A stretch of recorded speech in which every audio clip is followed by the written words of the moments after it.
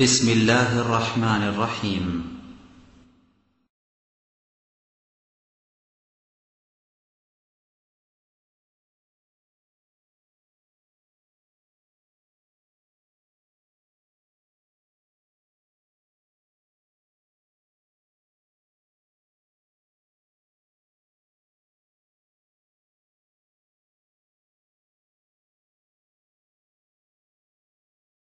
إن الحمد لله نحمده ونستعينه ونستغفره ونعوذ بالله من شرور أنفسنا ومن سيئات أعمالنا من يهده الله فلا مضل له ومن يضلله فلا هادي له وأشهد أن لا إله إلا الله وحده لا شريك له وأشهد أن محمدا عبده ورسوله أما بعد فإن خير الحديث كتاب الله وخير الهدي هدي محمد صلى الله عليه وسلم وشر الأمور محدثاتها وكل محدثة بدعة وكل بدعة ضلالة وكل ضلالة في النار أعوذ بالله من الشيطان الرجيم بسم الله الرحمن الرحيم يا أيها النبي إنا أرسلناك شاهدا ومبشرا يا أيها النبي إنا أرسلناك شاهدا ومبشرا ونذيرا وداعيا إلى الله بإذنه وسراجا منيرا وقال سبحانه وتعالى ادع إلى سبيل ربك بالحكمة وقال رسول الله صلى الله عليه وسلم بلغوا عني ولو آية أما بعد আমরা প্রথমেই সেই মহান আল্লাহ সুবহানাহু ওয়া তাআলার জন্য শুকরিয়া আদায় করছি যেই মহান আল্লাহ সুবহানাহু ওয়া তাআলা আমাদেরকে প্রতি জুমার ন্যায় আজকেও জুমার সালাতে আসার তৌফিক দিয়েছেন, এজন্য শুকরিয়া আদায় করছি আলহামদুলিল্লাহ। দরুদ এবং সালাম পেশ করছি মুহাম্মদুর রাসূলুল্লাহ সাল্লাল্লাহু আলাইহি ওয়াসাল্লামের প্রতি। সম্মানিত উপস্থিতি, আজকে বক্তব্যের বিষয় হলো আপনি সচেতন হন। এটা হলো আজকে বক্তব্যের বিষয়। আজকের বক্তব্যটা বিশেষভাবে যাদের জন্য, তারা হলো যারা নেটের মাধ্যমে, এখন মিডিয়ার মাধ্যমে যারা কোরআন এবং সহিহ সুন্নাহ ভিত্তিক কথা বলেন। প্রবাসী যে সকল লোক রয়েছে, বিশেষ করে বাঙালি যারা, তারা এই বক্তব্যগুলোকে অনেকে এখন ধারণ করছেন এবং এগুলোকে মেনে নেওয়ার চেষ্টা করছেন। তো ওনারা ওনাদের জায়গায় থেকে কিভাবে ওনারা দাওয়াতি কাজ করার চেষ্টা করবেন, আর বিশেষভাবে বাংলাদেশের মধ্যে এখন জেনারেল যে সকল শিক্ষিত বিশেষভাবে যুবক ছেলেরা রয়েছে, এরা এখন সহি জ্ঞানের দিকে, সহি আমলের দিকে অনেক বেশি ঝুঁকতেছেন। আর তাদের মনে এখন এরকম একটা প্রেরণা, উৎসাহ জেগেছে, বা এমন একটা সিদ্ধান্ত ওনারা নিয়েছেন, ওনারা প্রত্যন্ত অঞ্চলগুলোতে যার যার স্ব স্থানীয় এলাকায় ওনারা এখন ব্যাপকভাবে দাওয়াতি কাজ করার চেষ্টা করবেন। এরই প্রেক্ষিতে ওনারা দাওয়াতি কাজটা কিভাবে করবেন, প্রাথমিক দাওয়াতটা কিভাবে হতে পারে, বিশেষভাবে ওই সমস্ত মানুষের জন্য, ওই সমস্ত ব্যক্তিদের জন্য আজকের খুতবাটা হবে ইনশাআল্লাহ। তো আমরা এখানে যারা আছি, আমাদের মধ্যে অনেক ভাই রয়েছেন এরকম, যারা দূর দূরান্ত থেকে আপনারা আসেন, বিভিন্ন এলাকা থেকে আপনারা এখানে আসেন। আমি আপনাদেরকে লক্ষ্য করে বলবো, আপনারাও আপনাদের স্ব এলাকায় মসজিদের মধ্যে আপনারা এই সিস্টেমে প্রাথমিক, এটা হলো প্রাথমিক দাওয়াতি কাজের পদ্ধতি, আপনারা এটা প্রয়োগ করতে পারেন। তো আমি প্রথমে সবার উদ্দেশ্যে যেই কথাটা বলবো সেটা হলো, ভুল জিনিস পৃথিবীর সমস্ত মানুষ যদি ভুল জিনিস পালন করে, ভুল জিনিস মানে, পৃথিবীর সমস্ত মানুষ ভুল জিনিস পালন করার পরেও, ভুল জিনিস মানার পরেও এই ভুল জিনিস একদিন টিকবে না। ভুলটা যদি ব্যক্তির রূপ ধারণ করে আসে, ব্যক্তি যত ক্ষমতাশীল, যত শক্তিশালী, যত টাকা পয়সার মালিক, যত জনপ্রিয় ব্যক্তি হোক না কেন, এই ব্যক্তি যদি ভুল হয়, ভুল হিসেবে ব্যক্তি একদিন টিকবে না, ব্যক্তি ধ্বংস হয়ে যাবে।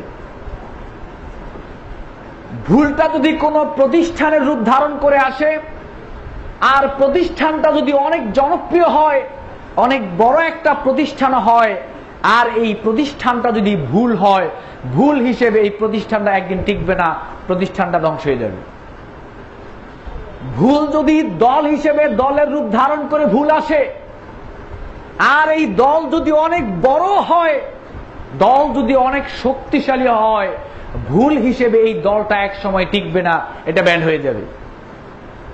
ভুল যদি আকীদার রূপ ধারণ করে আসে, ভুল যদি আমলের রূপ ধারণ করে আসে, পৃথিবীর সমস্ত মানুষ যদি এই ভুল আকীদা পোষণ করে, ভুল জিনিসের উপর আমল করে, পৃথিবীর সমস্ত মানুষ এই আকীদা পোষণ করার পরেও ভুল জিনিসটা এক সময় টিকবে না, এটা ব্যান্ড হয়ে যাবে। সূরা ইসরার ৮১ নং আয়াতে আল্লাহ রাব্বুল আলামিন বলেছেন, কুল জাআল হাক্কু ওয়া যাহাকাল বাতিল ইন্নাল বাতিলা কানা যাহুকা।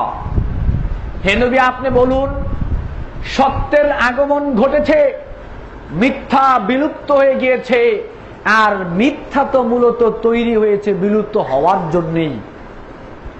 ভুল জিনিস তৈরি হয়েছে এটা বিলুপ্ত হওয়ার জন্য, বাতিল হওয়ার জন্য। সূরা আম্বিয়ার 18 নং আয়াতে আল্লাহ রাব্বুল আলামিন বলেছেন, বাল নাকযিবু বিল হাক্কি আলাল বাতিলি ফায়াদমাগহু ফাইদা হুয়া যাহিকুন। আল্লাহ বলেন, বরং আমি সত্যকে ভুল জিনিসের উপর আমি ছুঁড়ে মারি, আর সত্য সেখানে গিয়ে ভুলকে মগজের মতো করে দেন। প্রকৃত পক্ষে ভুল জিনিসটাকে সত্যকে নির্মূল করে দেন, আর মিথ্যা জিনিসটা মূলত তৈরি হয়েছে নির্মূল হওয়ার জন্যই। আল্লাহ সুবহানাহু ওয়া তাআলা সূরা সাবার ৪৯ নং আয়াত আল্লাহ বলেছেন, কুল জাআল হাক্কু ওয়া মা ইউবদিউল বাতিল ওয়া মা ইউঈদ। হে রাসূল, আপনি বলেন, সত্যের আগমন ঘটেছে, সত্য চলে এসেছে, আর মিথ্যা বিলুপ্ত হয়ে গিয়েছে। এই মিথ্যা আর কখনোই প্রতিষ্ঠিত হবে না, এই মিথ্যা আর কখনোই ফিরে আসবে না। সূরা আনফালের ৮ নং আয়াত আল্লাহ বলেছেন, লিউহিক্কাল হাক্কা ওয়া ইউবতিলাল বাতিলা। হককে আল্লাহ হকের মতো করেই প্রতিষ্ঠা করবেন, আর মিথ্যাকে আল্লাহ মিথ্যার মতো করেই বিলুপ্ত করবেন। ওয়ালাউ কারিহাল মুজরিমুন। যদিও যারা মিথ্যা জিনিস মানে, মিথ্যা জিনিস যারা পালন করে, যদিও তারা এটা পছন্দ করে না, তারপরেও হক হকের মতোই প্রতিষ্ঠা হবে, মিথ্যা মিথ্যার মতোই দূরীভূত হয়ে যাবে। সম্মানিত উপস্থিতি, সবাইকে একটি মূল্যবান কথা স্মরণ রাখার জন্য বলছি। মুসলিম বংশে জন্মগ্রহণ করলেই সঠিক আকীদা পাওয়া যায় না। মুসলিম বংশে জন্মগ্রহণ করলেই সঠিক আকীদা পাওয়া যায় না। সৈয়দ বংশে জন্মগ্রহণ করলে যেমন সৈয়দ উপাধি পাওয়া যায়, পীর বংশে জন্মগ্রহণ করলে যেমনি ভাবে উত্তরাধিকারী সূত্রে পীর হওয়া যায়, চৌধুরী বংশে জন্মগ্রহণ করলে যেমনি ভাবে চৌধুরী হওয়া যায়, ভুইয়া বংশে জন্মগ্রহণ করলে যেমনি ভাবে ভুইয়া হওয়া যায়, মুসলিম বংশে জন্মগ্রহণ করলেই তেমনি ভাবে সঠিক আকীদা পাওয়া যায় না, সঠিক প্রকৃত মুসলিম হওয়া যায় না।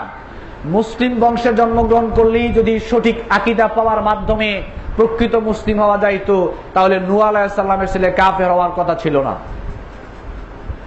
নবীর ছেলে কাফের হওয়ার কথা ছিল না। যদি মুসলিমের বংশে জন্মগ্রহণ করলেই সঠিক আকীদা পাওয়ার মাধ্যমে প্রকৃত মুসলিম হওয়া যাইতো, নবীর ছেলে কাফের হওয়ার কথা ছিল না, আবার মুশরিকের ছেলে এবার নবী হওয়ার কথা ছিল না।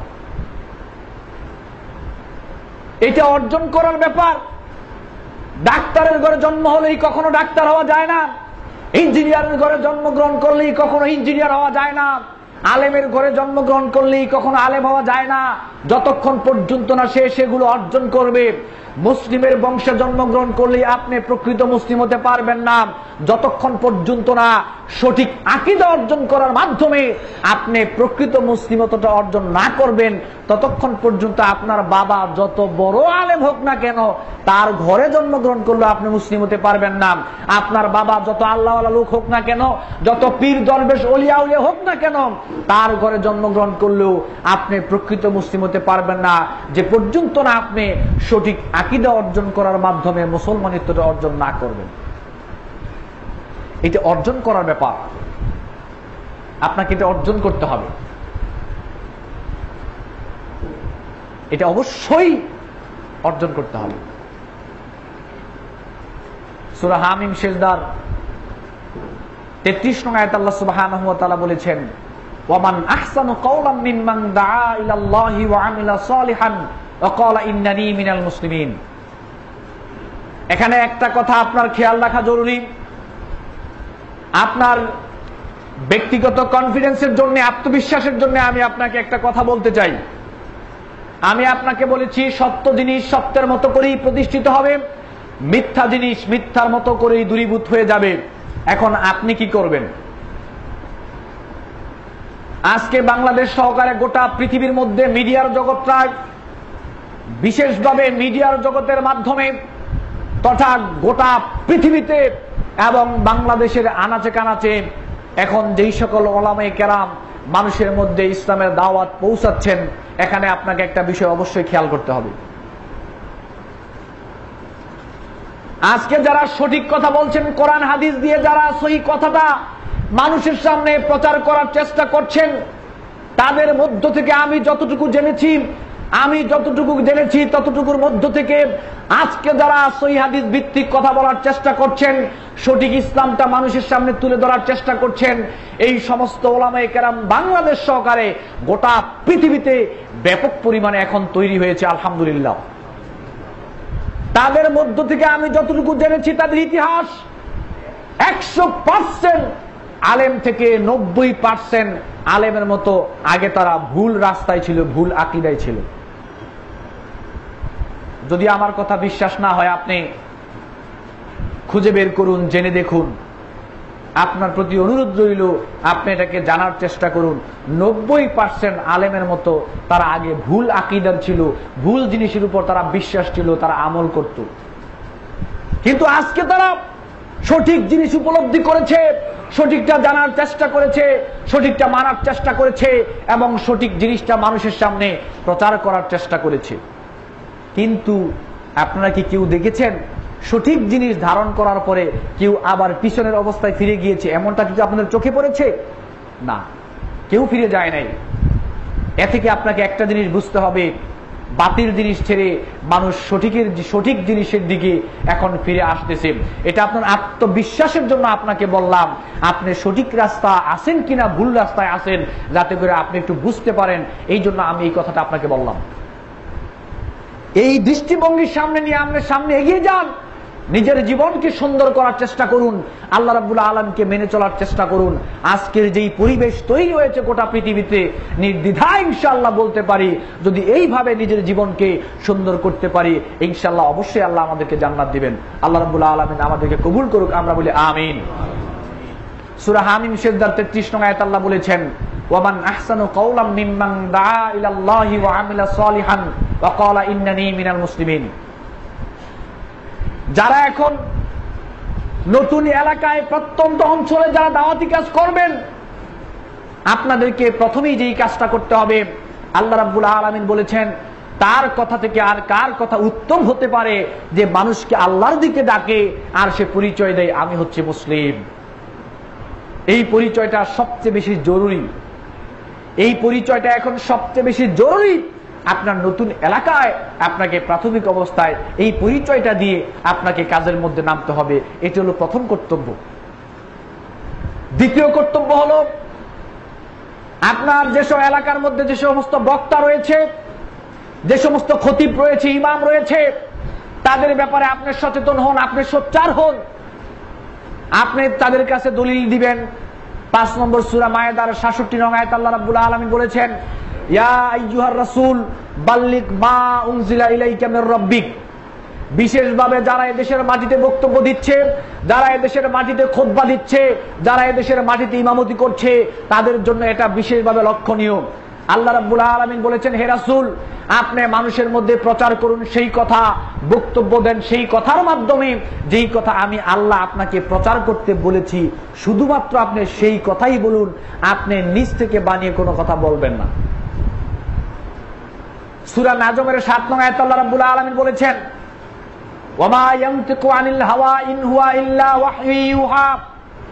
একদিকে আল্লাহ রাব্বুল আলামিন তার নবীকে বললেন প্রচার করেন সেই কথা যেই কথা আমি আল্লাহ প্রচার করতে বলেছি। আবার আরেক দিকে আল্লাহ নিজেই নবীর ব্যাপারে সার্টিফাই করছেন, আমার নবী নিজের নফসকে অনুসরণ করে, প্রবৃত্তিকে অনুসরণ করে আমার নবী কোনোদিন কোনো কথা তোমাদের সামনে বলেন নাই। আমি আল্লাহ আমার নবীকে যা বলতে বলেছি আমার নবী তোমাদের সামনে হুবহু তাই বলেছেন। সুবহানাল্লাহ। সূরা হাক্কার মধ্যে আল্লাহ রাব্বুল আলামিন বলেছেন, ওয়ালাউ তাকাওয়ালা আলাইনা বা'দাল আকাবিল সুম্মা লাআখাযনা মিনহু বিল ইয়ামিন সুম্মা লাকাতা'না মিনহুল ওয়াতিন। আল্লাহ রাব্বুল আলামিন বলেছেন, আমার নবী যদি নিজের নফসকে অনুসরণ করে, প্রবৃত্তিকে অনুসরণ করে কোনোদিন কোনো কথা আমি আল্লাহর নামে নবী যদি চালিয়ে দিতেন, আমি আল্লাহ রাব্বুল আলামিন আমার নবীর ডান হাতকে চেপে ধরতাম এবং আমি আল্লাহ রাব্বুল আলামিন আমার নবীর কণ্ঠনালীকে আমি কেটে ফেলে দিতাম। তার মানে নবী যা বলেছেন আল্লাহর কথাই বলেছেন, নিজ থেকে বানিয়ে নবী কোনোদিন কোনো কথা বলেন নাই। যারা বক্তব্য দিচ্ছে, যারা খুতবা দিচ্ছে, যারা ইমামতি করছে, বিশেষভাবে তাদেরকে লক্ষ্য করে আল্লাহর নবী বলেছেন, বুখারী শরীফে এসেছে, বাল্লিগু আন্নী ওয়ালাউ আয়া। আমার পক্ষ থেকে একটি কথাও যদি তোমরা জানো, সেই কথাটা তোমরা মানুষের মধ্যে প্রচার করে দাও। কিন্তু শর্ত হচ্ছে আমি নবীর নামে তুমি যেই কথা প্রচার করবে, তোমাকে প্রচার করার পূর্বে নিশ্চিত হতে হবে তুমি যেই কথাটা বলতেছো ওই কথাটা আমি নবী বলেছি কিনা, এটা 100-100 তোমাকে নিশ্চিত হতে হবে। এটা বক্তাকে লক্ষ্য করে, খতিবকে লক্ষ্য করে, ইমামকে লক্ষ্য করে বিশেষভাবে বলা হয়েছে। কেন? বুখারী শরীফে এসেছে, আল্লাহ নবী বলেছেন, মান তাকাওয়ালা আলাইনা, মান তাকাওয়ালা আলাইনা। আল্লাহ রাসূল সাল্লাল্লাহু আলাইহি ওয়াসাল্লাম বলেছেন, মান কাযাবা আলাইয়া মুতাআম্মিদান ফালিয়াতাবাওয়া মাকআদাহু মিনান নার। মান তাকাওয়ালা আলাইয়া মা লাম আকুল ফালিয়াতাবাওয়া মাকআদাহু মিনান নার। বুখারী শরীফে এসেছে, আল্লাহ নবী বলেছেন, কোন ব্যক্তি যদি এমন কোন কথা বলে আমি নবীর নামে চালায়, কিন্তু আমি নবী সেই কথা বলি নাই, আমি নবী সেই কথা বলি নাই, কিন্তু আমি নবীর নামে কথা চালানো হয়েছে, আল্লাহ রাসূল সাল্লাল্লাহু আলাইহি সাল্লাম বলেছেন, ওই বক্তার, ওই খতিবের, ওই ইমামের, ওই লেখকের, সে যদি আমি নবীর নামে কোনো কথা চালায় বানিয়ে, সেই বক্তার থাকার জায়গা জাহান্নাম। আপনারা যাদেরকে বলেছিলাম সচেতন হন, আপনারা সচেতন হন। দাওয়াতি কাজের এখানে একটা মূল পয়েন্ট হচ্ছে আপনাকে সচেতন হয়ে আপনার বক্তা এবং খতিব সাহেবকে বলতে হবে যে আপনি যা বলবেন কোরআন এবং সহিহ সুন্নাহ থেকে বলার চেষ্টা করুন। কেন? যদি কোরআন এবং সহিহ সুন্নাহ থেকে আপনি বক্তব্য না দেন, আপনার মুখে দাড়ি যত বড়ই থাকুক, গায়ের জামা যতই ভারী হোক না কেন, আপনার কিতাব যতই ভারী হোক না কেন, তাহলে আপনি যদি নবীর নামে কথা বানিয়ে চালান, তাহলে আপনি খতিব সাহেব হন তাতে আসে যায় না, আপনি বক্তা সাহেব হন তাতে আসে যায় না। আল্লাহর নবী বলেছেন, আপনি বক্তা হওয়ার পরেও, আপনি খতিব হওয়ার পরেও আপনার থাকার জায়গা জাহান্নাম। কেন আপনি নবীর নামে বানিয়ে কথা বললেন? আপনার বক্তা, আপনার খতিব, আপনার ইমাম সাহেবকে বলুন যে হুজুর আপনি কথা বলেন, কোনো আপত্তি নাই, কিন্তু আপনার কথা দলিল ভিত্তিক বলতে হবে। আল্লাহ রাসূল সাল্লাল্লাহু আলাইহি সাল্লাম বলেছেন, কাফা বিল মারই কাযিবান আইয়ু হাদিসা বিকুল্লি মা সামিআ। একজন বক্তার, একজন খতিবের, একজন ইমামের, একজন মানুষের মৃত্যু খাওয়ার জন্য এতটুকুই যথেষ্ট, সে যা শুনে তাই বলে বেড়ায়, চিন্তা ভাবনা করে গবেষণা করে দেখে না কথাটা নবী বলেছেন কিনা। তিরমিজি শরীফে এসেছে রাসূল সাল্লাল্লাহু আলাইহি সাল্লাম বলেছেন, নাদদারাল্লাহু ইমরান সামিআ মিন্না শাইআন ফাবাল্লাগাহু কামা সামিআ। ওই ব্যক্তির চেহারাকে আল্লাহ উজ্জ্বল করুক, ওই ব্যক্তির চেহারায় আল্লাহ উজ্জ্বলতা দান করুক যে ব্যক্তি তার নবী থেকে যা শুনেছে হুবহু তাই বলেছে, একটু কমায়ও নাই একটু বাড়ায়ও নাই। নবী থেকে যা পেয়েছে সে তাই মানুষকে বলেছে। আজকে আমাদের মধ্যে, মুসলিমদের মধ্যে, ইসলামের ভিতরে এত মতভেদ কেন? মতভেদ হওয়ার একটা কারণ হচ্ছে যে আমি আপনাকে কোরআন হাদিস দিয়ে কথা বলার চেষ্টা করছি, অনেকেই আপনাকে কোরআন হাদিস দিয়ে কথা বলার চেষ্টা করছে, আবার একই মঞ্চে আরেকজন এসে কোরআন হাদিস না বলে আপনাকে কিচ্ছা কাহিনী গল্প দিয়ে ইসলাম শিখাচ্ছে। তো সংঘর্ষ তো হবেই। আমি যেই কোরআন থেকে কথা বলেছি সেই একই কোরআন থেকে যদি উনি কথা বলতেন, আমি যেই হাদিস থেকে কথা বলেছি একই হাদিস থেকে যদি উনি কথা বলতেন, তাহলে তো মতপার্থক্য হওয়ার কথা ছিল না। মতপার্থক্য হলেও সামান্য, এত হওয়ার কথা ছিল না। এখন আমি আপনাকে একটা বলে যাই দলিল দিয়ে, আর সে একই মঞ্চে একই চেয়ারে বসে সেও কথা বলে যায়, কিন্তু তারটা দলিল নেই, তারটা আছে কিতাবে। কেমন কিতাব? বলে যে কিতাবে আছে। জিজ্ঞেস করলো হুজুর কিতাব কেমন? কই মিয়া তুমি বুঝবা কিতাব কেমন? যেই কিতাব থেকে আমি বলেছি এটা তোমাকে দিলে তুমি আনাইতে পারবা? এরকম কিতাব থেকে বলে। এত ভারী কিতাবের, এত ওজন কিতাবের, যেটা আপনারা কাঁধে নিতে পারবেন না, ওই কিতাব থেকে উনি বলেছে। তো ওই কিতাব থেকে উনি বললে তো সংঘর্ষ হবেই। আমি বলেছি নবীর কিতাব থেকে, আর সে বলেছে শয়তানের কিতাব থেকে, যে ইসলামে ঝামেলা তৈরি করেছে। আপনার বক্তা সাহেব, আপনার খতিব সাহেবকে ধরুন যে হুজুর আপনি যে কথাটা বলতেছেন, কথাটা সিয়াসিত্তার কোন গ্রন্থে আছে? আর সিয়াসিত্তার গ্রন্থে থাকলেই কি হবে? গত 4-5 দিন আগে এক জায়গায় মাহফিল করলাম, তো আমি সবার শেষে বক্তব্য দিয়েছি। আমি সেখানে দাওয়াতি মেজাজ নিয়ে জনগণের সামনে কথা বলার চেষ্টা করছি। তো আমি যখন রেফারেন্স দিচ্ছি বুখারী মুসলিমের, আমার এক বড় ভাই লিখে বলল যে সিফাত ভাই, আপনি যে বুখারী শরীফ বলতেছেন, এই এলাকার মানুষ বুখারী শরীফ কি জিনিস সেটাই জানে না। আমি বললাম ইন্না লিল্লাহি ওয়া ইন্না ইলাইহি রাজিউন। বুখারী শরীফ কি জিনিস এটাই জানে না কেন? ওই যে ফাজাইলে আমল দিয়ে ইসলাম শিখেছে, বাংলা কিতাব দিয়ে ইসলাম শিখেছে, তার মিম্বরের মধ্যে ফাজাইলে আমল থাকে, তার মিম্বরের মধ্যে বেহেশতি জওয়াল থাকে, মকসিদুল মুমিনুন থাকে, এইগুলো দিয়ে সে ইসলাম শিখেছে। তার বুখারী মুসলিমের প্রয়োজন আসেই বা কেন? পরে আমি আগে বুখারী মুসলিম সিয়াসিটা আগে শিখাইয়া পরে 1 ঘন্টা 45 মিনিট তাদের সামনে লেকচার দিলাম। শুধুমাত্র 1 ঘন্টা 45 মিনিট দলিলই বলেছি। তো আলহামদুলিল্লাহ বক্তব্য দেওয়ার পরে তারা যে কথাটা বলল যে হুজুর আসলে কোনোদিন আমাদেরকে কেউ এইভাবে ইসলাম শিখায় নাই। ইসলামটা যে এইরকম, ইসলামটা যে এইরকম কোরআন হাদিস দিয়ে কোনোদিন আমাদের সামনে কেউ ইসলাম শিখায় নাই। খতিব সাহেব খুতবা দেয় কিচ্ছা কাহিনী দিয়ে, বক্তা সাহেব আমাদেরকে বক্তব্য দিয়ে কিচ্ছা কাহিনী দিয়ে 20,000 টাকা নিয়ে চলে যায়, একটু হাসি একটু কান্না, বাস 1.5-2 ঘন্টা চলে গেল, 20,000 টাকা দিয়ে দিলাম। আমাদেরকে এইভাবে করে দলিল ভিত্তিক কেউ কোনোদিন ইসলাম শিখায় নাই। তো যারা প্রত্যন্ত অঞ্চলে দাওয়াতি কাজ করবেন, আপনার প্রত্যন্ত অঞ্চলের মানুষ বুখারী মুসলিম কি জিনিস, সিয়াসিত্তার গ্রন্থ কি জিনিস, এখনো অনেক অঞ্চল রয়েছে তারা সেগুলো জানেই নাই। এজন্য সেখানে গিয়ে আপনি বুখারী মুসলিম আগে বললে তারা মানবে না, আগে বললে মানবে না যে এইটা করতে হবে, আগে বললে মানবে না। এখন আপনার সবচেয়ে প্রথম করণীয় যেটা, আপনার খতিব এবং ইমামকে ধরুন। আপনারা কিছু সচেতন জনতা ইমামকে, খতিবকে, বক্তাকে ধরুন, যেন ওনারা দলিল ভিত্তিক কথা বলে, তাহলেই কোনটা সঠিক কোনটা ব্যাঠিক এই বক্তার মুখ দিয়েই বের হবে।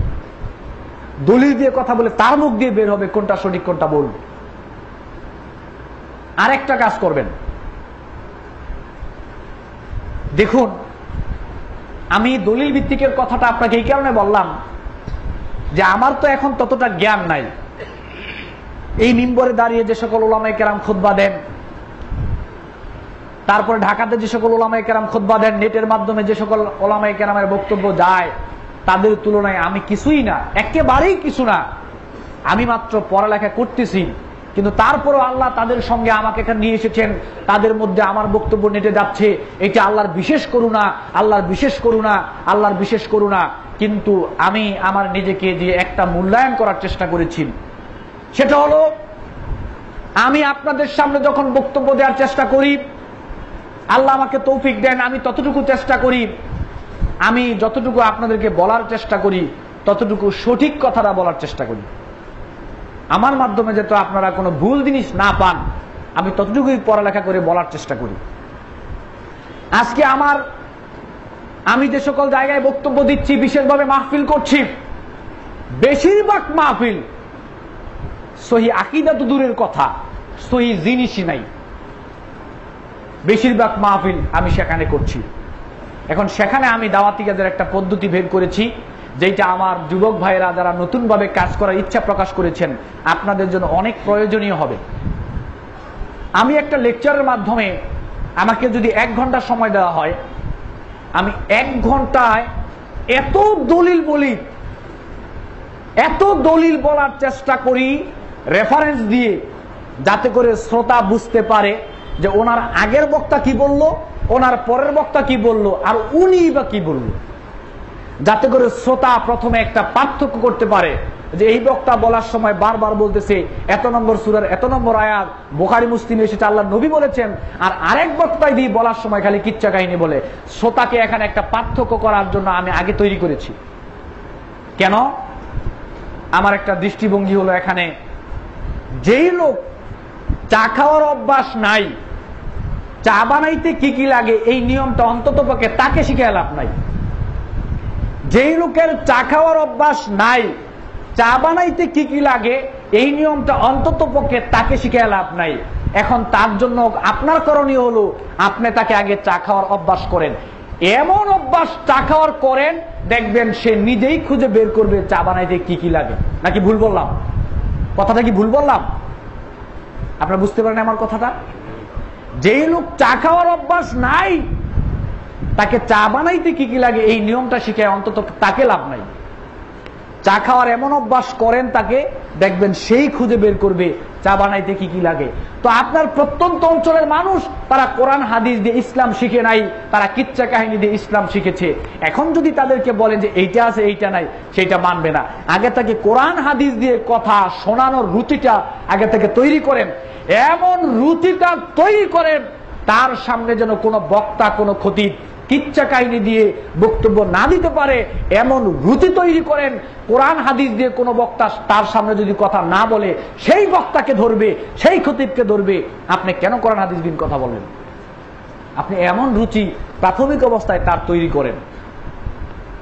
আর যখন কোরআন হাদিস দিয়ে বক্তব্য বক্তা খতিব সাহেব দিবে, দেখবেন সঠিক ইসলামটা তখন আস্তে আস্তে করে তাদের মুখ দিয়েই বেরিয়ে যাবে।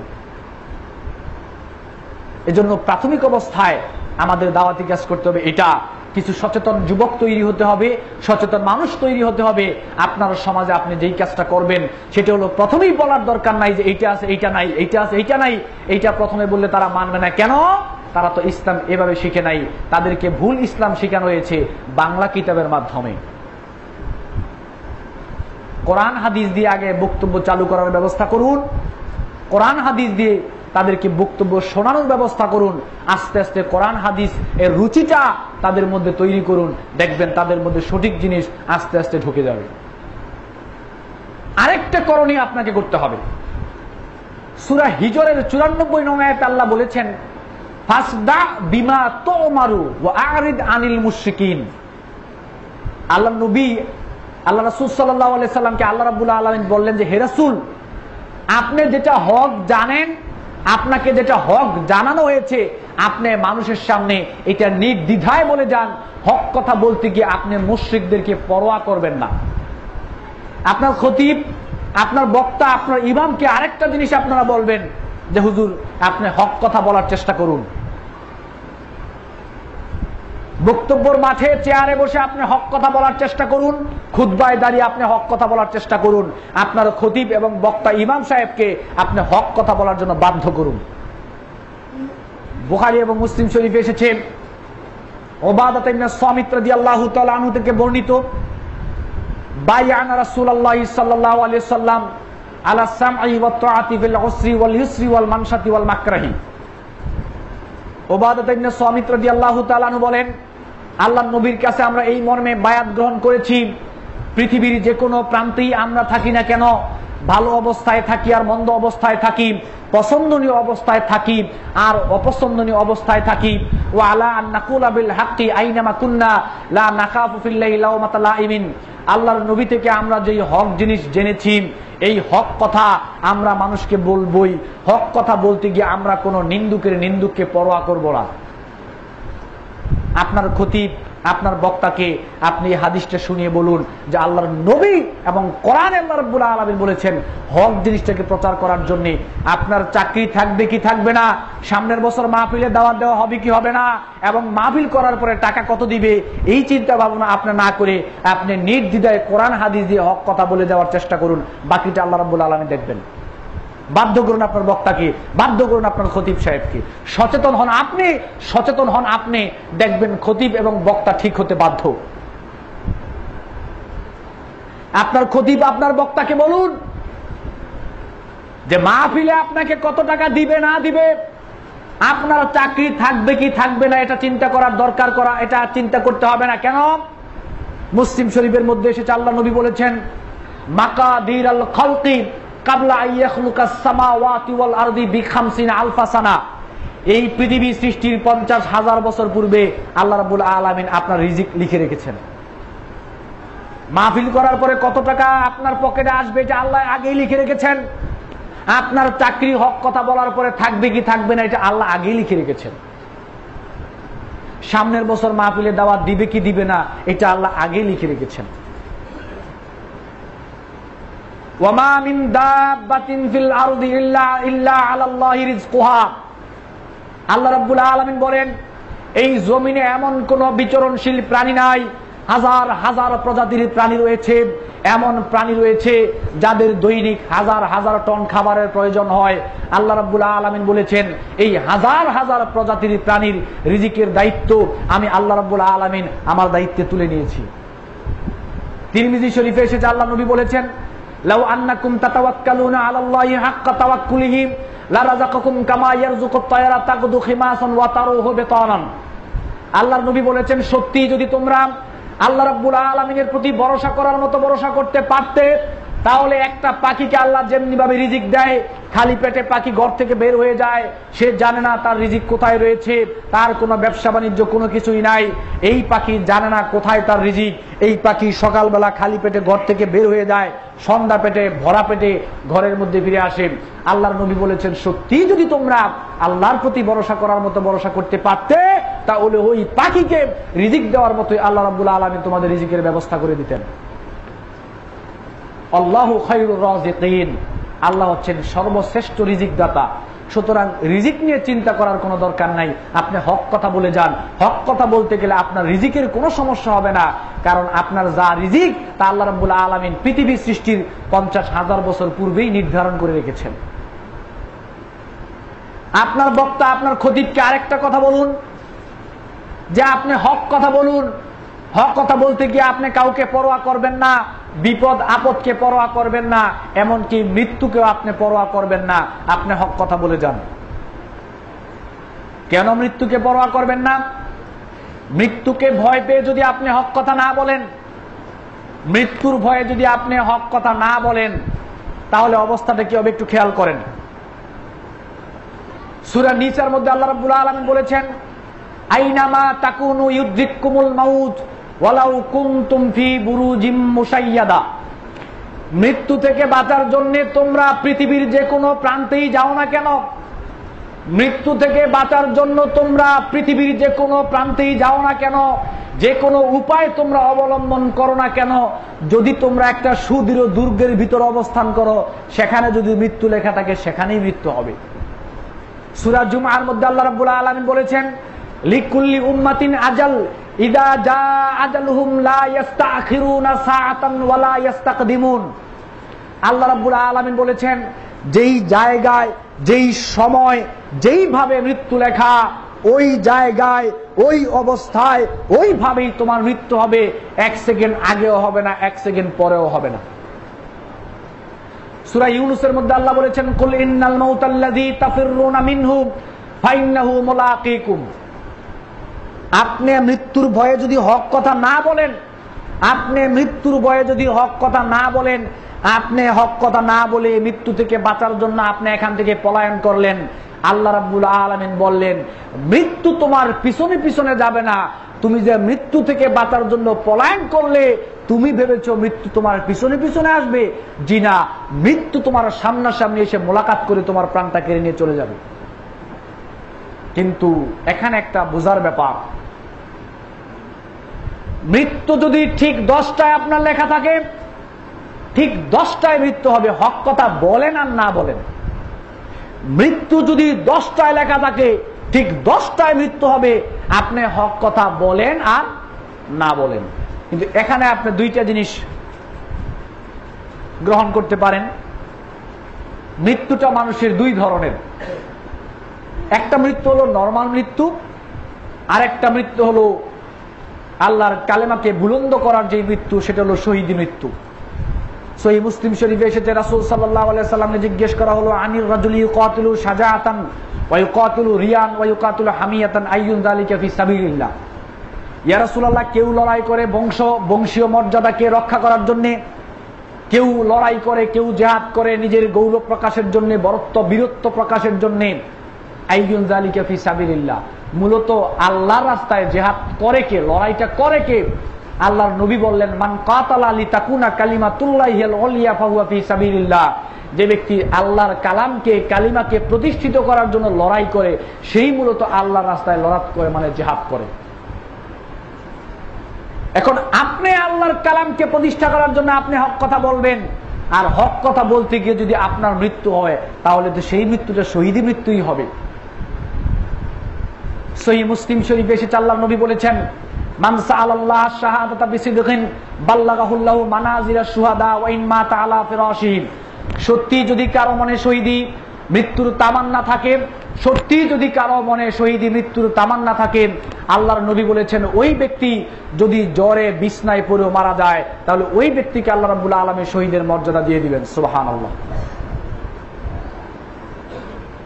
নরমাল মৃত্যু হবে 10টায়, শহীদি মৃত্যু হলেও হবে 10টায়। মৃত্যু কিন্তু 10টায়, 1 সেকেন্ড আগে হবে না, 1 সেকেন্ড পরে হবে না। এখন আপনি ডিসিশন নেন, নরমাল মৃত্যুটা আপনি চান না শহীদি মৃত্যুটা আপনি চান। নরমাল মৃত্যু থেকে শহীদি মৃত্যুর পার্থক্যটা খেয়াল করেন। তিরমিজি শরীফে এসেছে, রাসূল সাল্লাল্লাহু আলাইহি সাল্লাম বলেছেন লিশ-শাহীদি ইনদাল্লাহি সিত্তু খিসালিন ইগফারু লাহু ফি আউওয়ালি দাফআতিন ওয়া ইয়ারা মাকআদাহু মিনাল জান্নাহ ওয়া ইউজারু মিন আযাবিল কবরি ওয়া ইয়ামানু মিনাল ফাযাইল আকবার ওয়া ইউদাউ আলা রাসি তাজুল ওয়াকারিল ইয়াকুতাতুন খায়রু মিনাদ দুনিয়া ওয়া মা ফিহা ওয়া যাওজাতুন মিনাল হুরিল আইনি ওয়া ইউশাফফু ফি 70 মিন আকারিবিহি। নরমাল মৃত্যু থেকে শহীদ মৃত্যুর যে একটা পার্থক্য, আল্লাহর নবী বলেছেন শহীদি মৃত্যুর অবস্থাটা এরকম, যদি আপনার বুকে গুলি করা হয়, আপনার শরীর থেকে যে রক্ত ঝরবে, এই রক্তের প্রথম ফোঁটা জমিনে ঝরার আগে, জমিনকে স্পর্শ করার পূর্বেই আল্লাহ রাব্বুল আলামিন আপনার জীবনের গুনাহ মাফ করে দিবেন। কবরের আযাব থেকে আল্লাহ রাব্বুল আলামিন আপনাকে রক্ষা করবেন, জাহান্নামের আযাব থেকে রক্ষা করবেন, আল্লাহ আপনাকে জান্নাত দিবেন। এমন একটা মুকুট আল্লাহ আপনাকে পরাইবেন, গোটা দুনিয়া বিক্রি করলেও সেই মুকুটের সমান মূল্য হবে না। জান্নাতে আপনার জন্য হুর রয়েছে। আর সবচেয়ে পজিটিভ একটা দিক হচ্ছে, একজন আলেম তার পরিবার থেকে জান্নাতি হলে 70 জন লোককে সুপারিশ করে জান্নাতি নিয়ে যাবে, এরকম বলা হয় নাই। পীর, ওলি, আউলিয়া, দরবেশ, পিতামাতা, এরকম বলা হয় নাই। যদি সে জান্নাতি হয়, 70 জন লোককে সুপারিশ করে জান্নাতি নিয়ে যাবে। কিন্তু আল্লাহর নবী বলেছেন ওয়াইশাফাউ ফি 70 মিন আকারিবিহিম, একজন মানুষ যে ব্যক্তি শহীদ হবে, আল্লাহর নবী বলেছেন তার নিকটবর্তী যারা রয়েছে ঈমানওয়ালা জাহান্নামী 70 জন লোককে সে সুপারিশ করে জান্নাতে নিতে পারবে।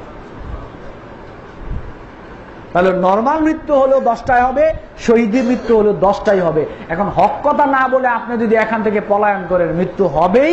আর হক কথা যদি আপনি বলেন, হক কথা বলার পরে যদি আপনার উপরে বিপদ আসে, শহীদের মৃত্যু হবে, সমস্যা কোথায়? মৃত্যু তো 10টায় হবে, টাইম টু টাইমই হবে, আগে হবে না, পিছও হবে না। এজন্য আপনি হক কথা বলার চেষ্টা করুন, হককে মানার চেষ্টা করুন, হককে বোঝার চেষ্টা করুন। আপনার খতিব, আপনার বক্তা, আপনার ইমামকে ধরুন, যেন উনি হক কথাকে জনগণের সামনে প্রচার করে। সম্মানিত উপস্থিতি, আজকের কথা বাড়ালাম না। শুধুমাত্র যারা নতুনভাবে প্রত্যন্ত অঞ্চলে দাওয়াতি কাজ করতে চান, তাবলিগে জামাত তারা একদিকে সফল।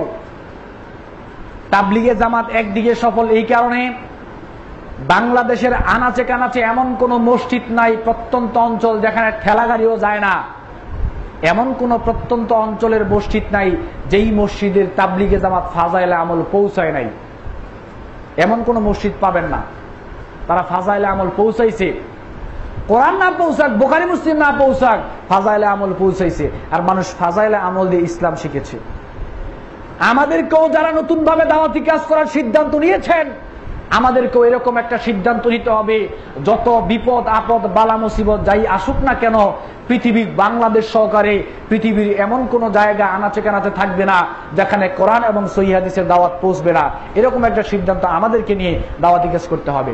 এজন্য প্রাথমিক অবস্থায় যারা আপনাদের এলাকায় প্রত্যন্ত অঞ্চলে দাওয়াতি কাজ করবেন, এইভাবে একটা প্রাথমিক দাওয়াতি কাজ করার চেষ্টা করুন। এটা হলো প্রাথমিক দাওয়াতি কাজ। আমি আপনাদেরকে বলছি ইনশাআল্লাহ এটা করার চেষ্টা করুন। কোরআন হাদিস দিয়ে আলোচনা বলার, কোরআন হাদিস দিয়ে আলোচনা শ্রবণ করার মতো একটা রুচি বক্তারও তৈরি করুন, শ্রোতারও তৈরি করুন। এজন্য আগে আপনাদেরকে সচেতন হতে হবে। সচেতন হওয়ার পরেই আপনাদের মাধ্যমে বক্তা এবং খতিব ইমাম সাহেব তারা ঠিক হবে ইনশাআল্লাহ। আল্লাহ সুবহানাহু ওয়া তাআলা আমাদের সবাইকে তৌফিক দান করুন। আমরা বলি আমিন। ওয়া আখিরু দাওয়ানা আলহামদুলিল্লাহ।